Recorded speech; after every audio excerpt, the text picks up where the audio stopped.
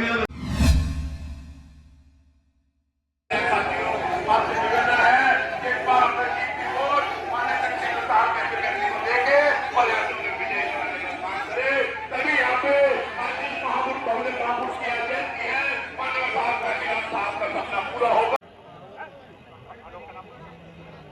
और सम्मानित साथियों, इस कार्यक्रम को तेजी के साथ आगे बढ़ाते हुए मैं बुलाना चाहूंगा आजाद समाज पार्टी से जिला पंचायत सदस्य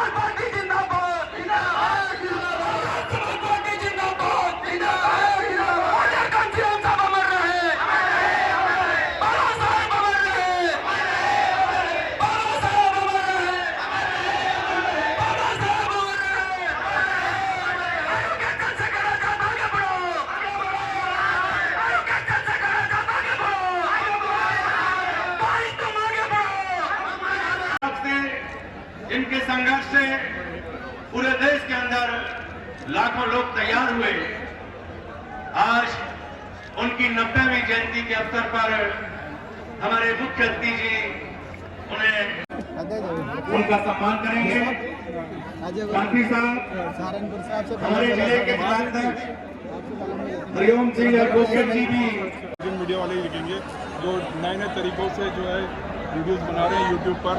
और यहाँ पर काशीराम साहब के भाई हैं, यहाँ हमारी वाले टीवी मेरे पास में सेला रखा हुआ है नीला पॉलिथीन में, हमने वो भी नीला सिला पहना कर हमारे मुख्य अतिथि जी का सम्मान करेंगे।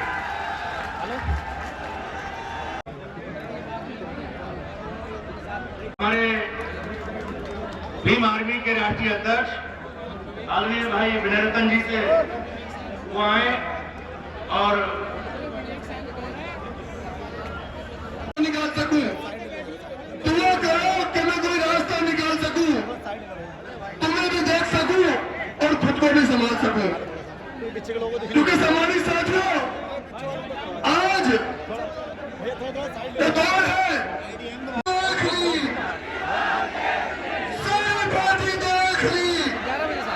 जय भीम, जय गुरुदेव, धन गुरुदेव, जय भीम, जय संविधान, विश्व के हेवीवेट चैंपियन। समझना। और आखिरी बात, क्योंकि वक्त कम है, चंद्रशेखर भाई खास कर वो सितम हुआ है, चाहे किसी पर भी हुआ हो, चाहे दिल्ली का मामला हो, तो जब भाई बोला है तो आने वाले चुनाव में हम केतली लाए हैं, मोदी जी से केतली भी लिया है। इंशाल्लाह आने वाले चुनाव में चाय भर दी जाएगी, इसमें खुलिए।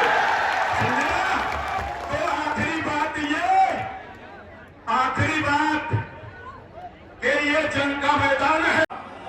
दोनों हाथ उठा के बताओ कितने मर्द हैं, दोनों हाथ उठने चाहिए, ना मर्द कोई हाथ न उठाए। बहुत बहुत शुक्रिया। एक शेर के साथ मैं अपनी बात खत्म करूंगा कि सारे विधायक, सारे सांसद देख बेसहारा घर के सहारे ने कर दिया, घर बेसहारा घर के सहारा ने कर दिया, कमजोर छत नहीं थी दीवारों ने कर दिया, और जब ना हो सका समाज के नेताओं से इलाज तो ऐलान जंग चंद्रशेखर भाई ने कर दिया। जय भीम, अस्सलाम वालेकुम। शुक्रिया भाई सतपाल चौधरी जी और सम्मानित मंच साथियों, मैं और चंद्रशेखर आजाद भाई, एडवोकेट चंद्रशेखर आजाद भाई और मैं क्लासमेट रहे हैं।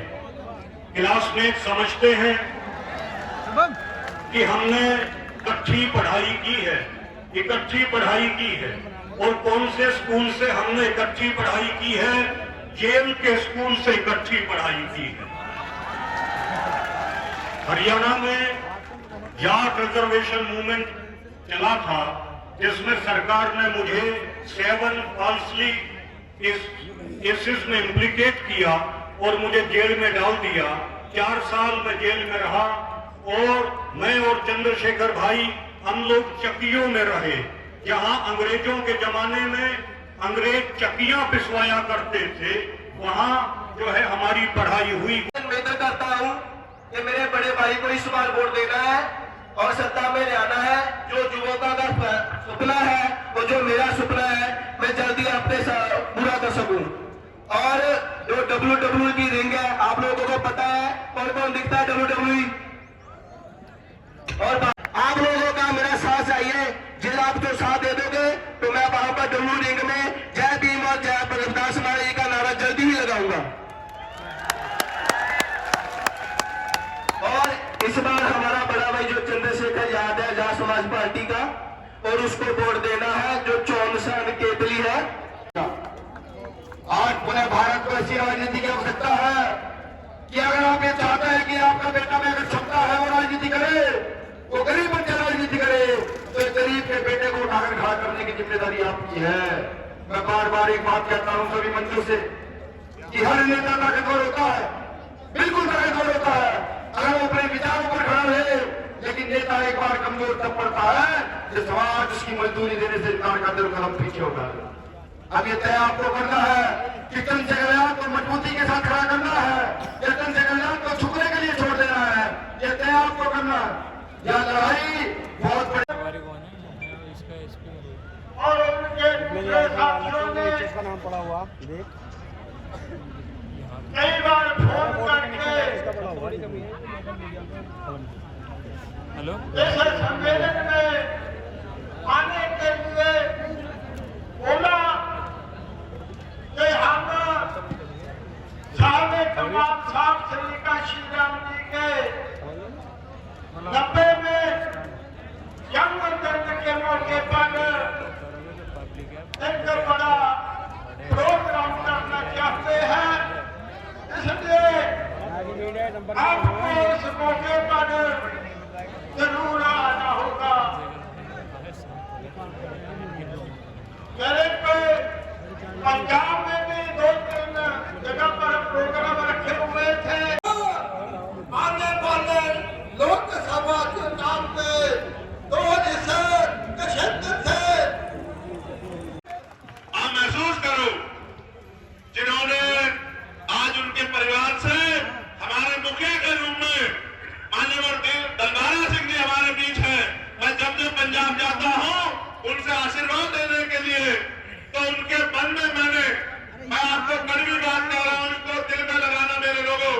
जब मैं पहली बार जेल से छूटने के बाद दलबारा सिंह जी से मिलने के लिए गया और जब मैंने जाके वो घर देखा, आप भरोसा करो उस घर में कोई दीवार ऐसी नहीं होगी जो दीवार जिसमें जो सीलन ना हो। उस दीवार हो कोई घर की एक ऐसी दीवार नहीं होगी जिसमें तीर ना रही हो। उसमें टूटे हुए लकड़ी के दरवाजे और छत पे बना हुआ हाथी। और जब मैंने उसको देखा मेरा कलेजा रो पड़ा कि जिस रहबर ने अपनी पूरी जिंदगी, मैं उनसे कहूंगा कि वो आंसू ना बहाए, उनके आंसू हम लोग नहीं देख पाएंगे। मैंने जिस रहबर ने अपनी पूरी जिंदगी हम लोगों को जवान देने के लिए लगा दी, उस रहबर के परिवार को क्या देखना पड़ा। ये बात जब मैंने महसूस की, मेरे दिल में इतनी दर्द महसूस हुआ और मैंने उस दिन ठान लिया था कि अपने जीते जी मान्यवर काशीराम साहब के अधूरे सपने को पूरा करने के लिए जो भी योगदान होगा हम लोग करने का काम करेंगे। चैन से घर नहीं बैठेंगे।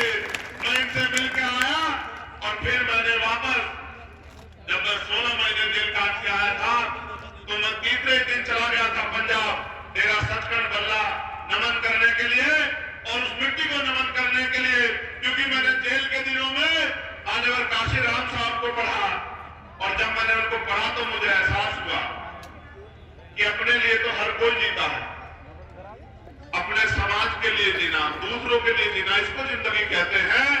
जिन्होंने अपनी पूरी जिंदगी बिता दी, हम लोगों के लिए सारे पदों को ठोकर मार दी, ऐसे रहबर के घर जाके उनको नमन किया जाए।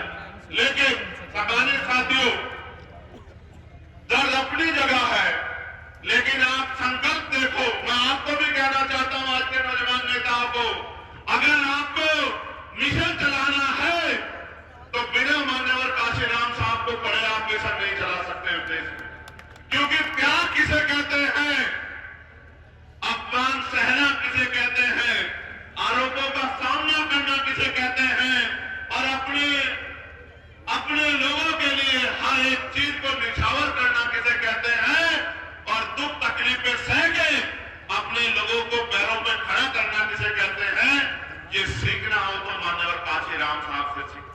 मैंने तो उनको गुरु माना, और जिस दिन से गुरु माना मैंने पीछे पलट के नहीं देखा मेरे साथ। मैं जब यहाँ आया था नगीना, आज हम उनकी 90वीं जयंती मना रहे हैं, लेकिन जब मैं नगीना आया तो सिर्फ यहाँ जिले की टीम थी, भीम आर्मी आजाद समाज पार्टी की, और कुछ सीनियर नेता थे।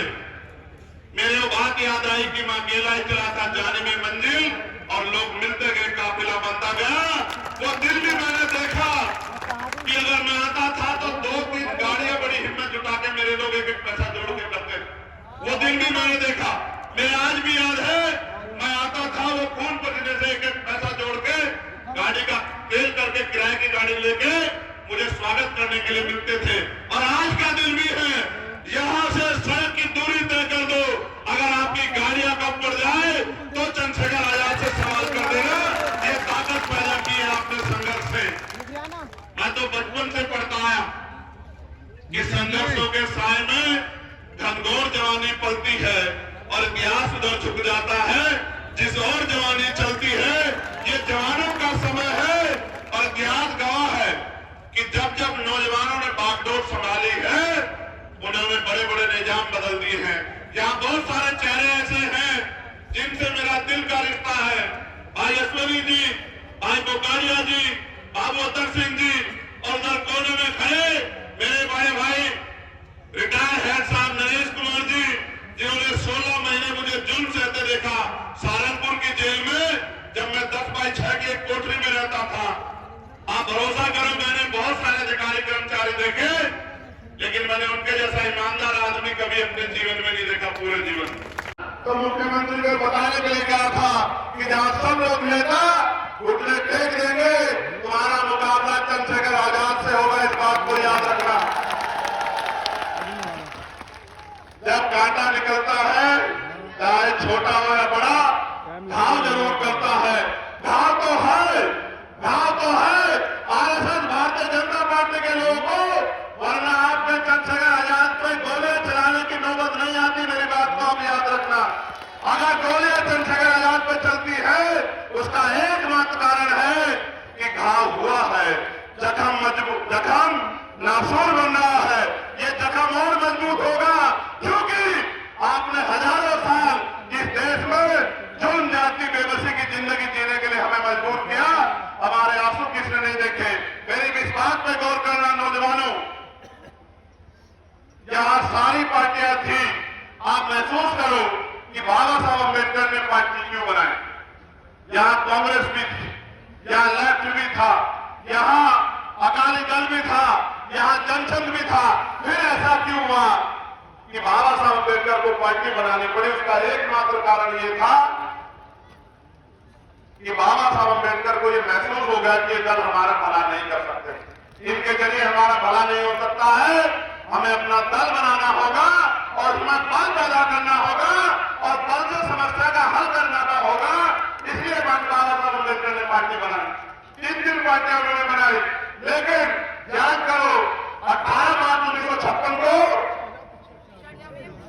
18 मार्च 1956 को जब आगरा में उन्होंने भाषण दिया तो क्या कहा कि मुझे मेरे पढ़े लिखे लोगों ने धोखा दिया। इस कारवा को तमाम तरह के अन्याय आरोप करके, तमाम तरह की मुसीबतों का सामना करके मैं यहां तक लेके आ पाया हूं। अगर आप इसे आगे न बढ़ा पाओ, इसको पीछे मत जाने देना। और एक और बहुत कीमती बात बाबा साहब अम्बेडकर ने उस दिन कही थी, वो बात ये थी कि मैं बूढ़ा हो चला हूं, बीमार रहता हूं, जो करना चाहता था उसका 1% भी नहीं कर पाया। गांव में मेरे लोग भूख प्यास से लड़ रहे हैं, जाति के आधार पर जुल्म से लड़ रहे हैं। अब मैं गांव की तरफ चलूंगा, अगर मैं ये महसूस करता हूं कि मुझे अपने चारों ओर बंधु बन के इस आंदोलन को आगे बढ़ा सके। अगर एक भी नौजवान ऐसा पैदा हो जाए या एक भी नौजवान ऐसा खड़ा हो जाए तो डॉक्टर अम्बेडकर भी चैन से मर सके। उस समय चंद्रशेखर पैदा नहीं हुआ था, वरना उसी समय बाबा साहब अम्बेडकर के आंसुओं को पूछने का काम करता चंद्रशेखर आजाद। लेकिन अब चंद्रशेखर आजाद है, अब बीमार भी है, अब आजाद समाज पार्टी है। अब आपके आंसू ज्यादा दिन आपकी आंखों से नहीं बहेंगे। इतना छोड़ता है क्या? दुख के समय में, परेशानी के समय में मां से मुंह मोड़ता है, तो जब कोई बेटा नहीं मोड़ता तो चंद्रशेखर आजाद नगीना से मुंह मोड़ने वाला मिट्टी का कर्ज इस तरह चुकाऊंगा जिस तरह मां में ठहरे। तो उनके साथ चलने वाले लोगों ने कहा कि साहब हमने आपसे एक बात पूछनी है। उन्होंने कहा पूछो। कि आज हमने देखा कि आप रास्ते से आ रहे थे, बराबर में गड्ढे में कुछ बच्चे पड़े हुए थे, छोटे छोटे बच्चे। आपने उनमें से एक बच्चे को निकाला, बाकी को वहीं छोड़ दिया। आपने ऐसा क्यों किया और बच्चों को क्यों नहीं निकाला? गौर करना। साहब ने कहा कि उनमें से एक बच्चा उसमें घुटन महसूस कर रहा था, वो जिंदगी से निकलना चाहता था, उसने प्रयास किया, मैंने उसकी आवाज सुनी, इसलिए मैंने उसको बाहर निकाल दिया। वो जो बाकी लोग हैं वो उसी गड्ढे को अपना घर समझ रहे हैं, उसी जिंदगी को अपनी जिंदगी समझ रहे हैं, उसी में खुश है। इसलिए जब वो उसमें खुश है, अगर मैं उनको निकालने का प्रयास करूंगा तो वो फिर गड्ढे में कूद जाएंगे। जब वो गड्ढे में कूद जाएंगे तो फिर मैं उनको क्यों निकालूं? जब तक आप, मैं संदेश के तौर पर कह रहा हूं, उन्होंने कहा कि जिस दिन भी इनमें से कोई निकलने का प्रयास करेगा कोई और काशीराम साहब आके इनको इस गड्ढे से निकाल देगा। आज